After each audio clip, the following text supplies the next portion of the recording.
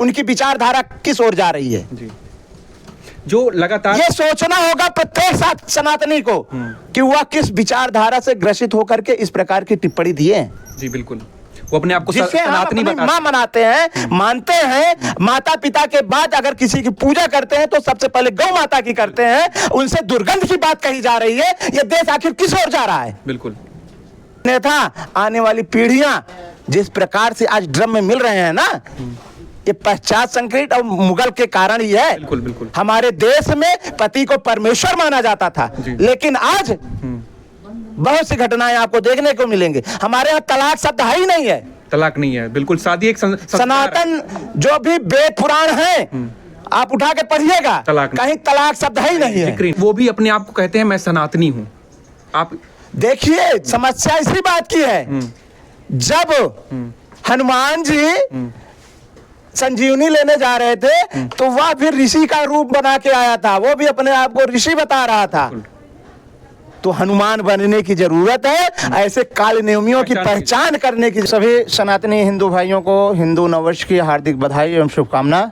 जैसे कि अभी जैसा कि आपने अभी विषय उठाया गाय पे, जिस प्रकार से टिप्पणी की गई, जी जी। भगवान श्री कृष्ण के वंशज कहे जाने वाले यदुवंशी जो गौओं को अपनी माँ मानते हैं, हमारे सभी सनातनी भाई गौ को गौ माता कहते हैं, मानते हैं, उनकी पूजा करते हैं। हमारे 33 कोटि जो देवता हैं गौ के शरीर में वास करते हैं। गौ माता का दूध जो हमारे लिए पूर्ण आहार है। बच्चे कि यदि जन्म से माँ गुजर जाती है तो आज के भगवान कहे जाने वाले डॉक्टर भी कहते हैं कि इनको, इस बच्चे को गाय का दूध पिलाइए। इस प्रकार से गौ माता जो हमारे लिए प्राण की आधार हैं, किसानों के लिए उर्वरक के रूप में उनके उत्सर्जित पदार्थ यूज किए जाते हैं। गोबर हो गया और मूत्र हो गया। मूत्र का सेवन करने से मनुष्यों के बहुत सारे रोग दूर हो जाते हैं। वहीं एक पार्टी के मुखिया उन्हें गौशालाओं से दुर्गंध आ रही है, तो समझना होगा कि वह किस विचारधारा से ग्रसित हैं, उनकी विचारधारा क्या है। और विशेष आग्रह तो हमारा यदुवंशियों से है जो कृष्ण भगवान के वंशज हैं, कि आप जिन्हें अपना नेतृत्वकर्ता मान रहे हो, आज वो उनकी मानसिकता क्या है। बिल्कुल ये सोचना होगा, क्योंकि रामचरितमानस में भी कालनेमी का वर्णन है। बिल्कुल। जिस प्रकार लक्ष्मण जी को शक्ति लगी थी, हनुमान जी संजीवनी के लिए जा रहे थे, लेकिन उन्हें भ्रमित करने का कार्य जिस प्रकार से राक्षस ने कालनेमी का रूप रख के किया था, आज यदुवंशियों को सोचना होगा कि कहीं कालनेमी आपको भ्रमित तो नहीं कर रहा है। बिल्कुल बिल्कुल। क्योंकि एक सनातनी कभी गौ माता की अवहेलना नहीं कर सकता है। बिल्कुल नहीं कर सकता। वो खुद को अगर अपने किए पे पछतावा है तो अखिलेश को, मीडिया को बुला करके अपनी माफी मांगनी चाहिए। हमसे नहीं, अपने यदुवंशियों से, जो कि उनके साथ कंधे से कंधा हर समय मिला के रखते हैं। वो कह रहे हैं मैं इस जन्म में माफी मांगूंगा ही नहीं। तो सोचना होगा उनकी विचारधारा किस ओर जा रही है। जी। जो लगातार ये सोचना होगा प्रत्येक सनातनी को कि वह किस विचारधारा से ग्रसित होकर के इस प्रकार की टिप्पणी दिए। जी बिल्कुल, वो अपने आप को जिससे हम सनातनी अपनी मां मनाते हैं, मानते हैं। माता पिता के बाद अगर किसी की पूजा करते हैं तो सबसे पहले गौ माता की करते हैं। उनसे दुर्गंध की बात कही जा रही है। यह देश आखिर किस ओर जा रहा है? बिल्कुल, ये सोचने का विषय है। बिल्कुल। आज अनाथालय बन रहे हैं तो इसी प्रकार की सोच थी, जिसके कारण से आज हमारे माता पिता अनाथालयों में जा रहे हैं। जी।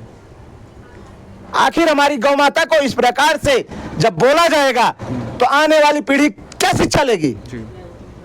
जब हमारे समाज के मुखिया ही इस प्रकार की टिप्पणी देंगे कि गौ माता की गौशालाओं से बदबू आ रही है, दुर्गंध आ रही है, तो हमारे बच्चे जो आज सूट बूट के जो बढ़ रहे हैं वो क्या गौएं रखेंगे? तो लगातार वो पश्चिमी संस्कृति की ओर बढ़ते चले जा रहे हैं, जो हमारे देश जो विनाश का कारक है। जी।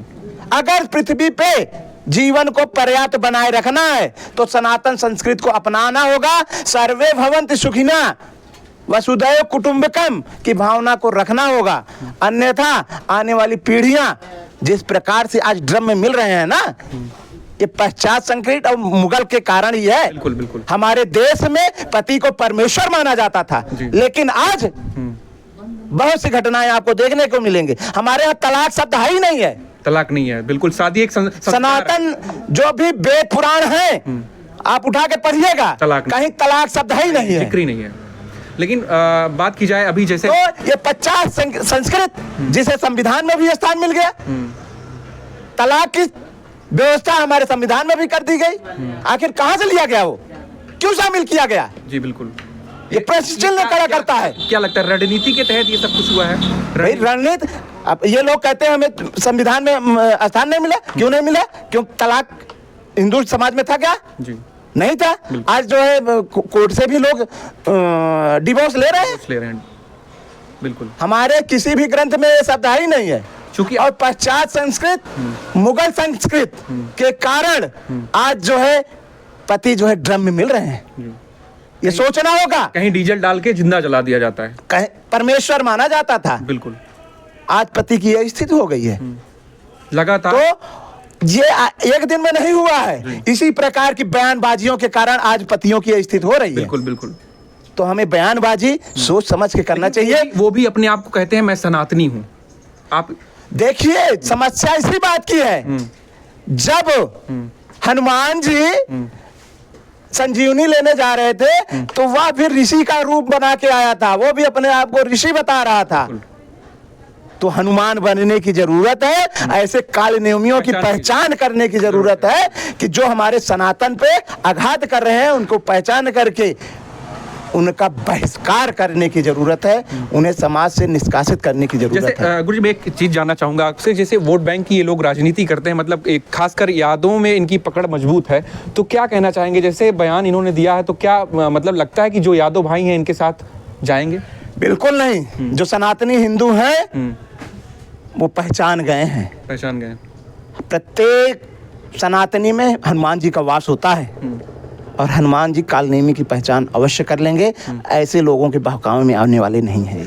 जैसे बात की जाए तो अभी जैसे राम सुमन है, वो लगातार बयान किए कि राणा सांगा को अभद्र टिप्पणी बोले, मतलब उनके ऊपर एक जो नहीं बोलना चाहिए था उसको बोलिए, और कहीं ना कहीं वो भी एक हिंदू ही हैं, उनका नाम भी राम आता है, राम से आता है। तो क्या लगता है कि जब कोई परिवार में होता है तो फूट डलती है तो परिवार से कोई निकलता है वही फूट डालने की कोशिश करता है, क्या कहना? देखिए, अपने यहाँ तो कहा गया है कि अल्प ज्ञान, जी, ज्ञान रखिए तो पूरा, अन्यथा जो अल्प ज्ञान है वो बहुत हानिकारक होता है। बिन ज्ञान के हैं वो चलेगा, अल्प ज्ञान है तो हानिकारक होगा। जैसा कि हुआ, अनावश्यक की तोड़ फोड़ हुई, लोगों का हृदय द्रवित हुआ, कहीं न कहीं आह्लादित हुआ, तो ये अल्प ज्ञान के कारण है। अगर आज इतिहास की पूरी जानकारी होती तो इस प्रकार की टिप्पणी ना देते, और इन्हें अपने पूर्वजों पर अगर